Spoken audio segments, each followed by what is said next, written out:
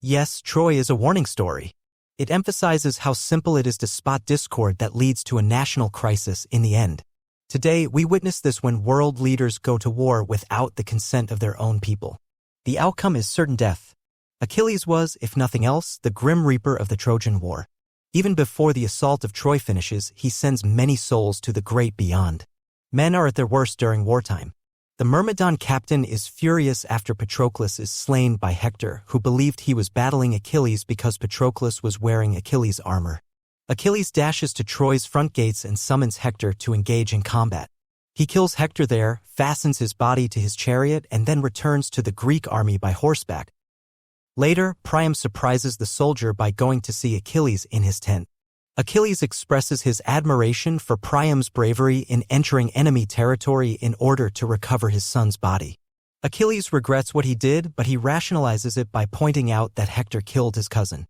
Then, as Priam correctly notes, how many cousins have you killed? How many husbands, fathers, brothers, and sons are there? How many courageous Achilles are there? The fighter is genuinely humbled by this statement. There's no accounting for feelings, ties, or familial ties among opponents in the never-ending cycle of war. The mythical Greek army infiltration through the use of the Trojan horse, a wooden construction meant to allow entry into the city, marks the conclusion of the movie.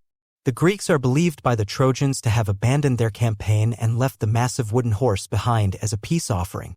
But within the horse are some of the Greek army troops hiding. Following its capture by the Trojans, the Greek soldiers surreptitiously breached the city walls at night, opening the gates to let the remaining armies in to overrun and pillage Troy. The massacre of defenseless villagers, including children, by Greek forces that follows is the stuff of nightmares. Priam passes away aware that all has failed and that his city has collapsed. The characters in Troy are positioned such that the villains win and the heroes lose.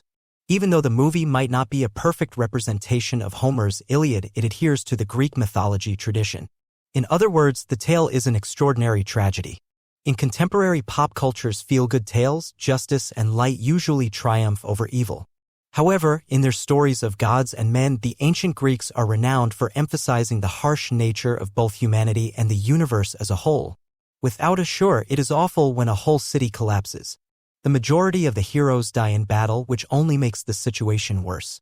Of all, there is some hope left for the Trojans who are still attempting to leave their walls and start over, so it's not all bad news.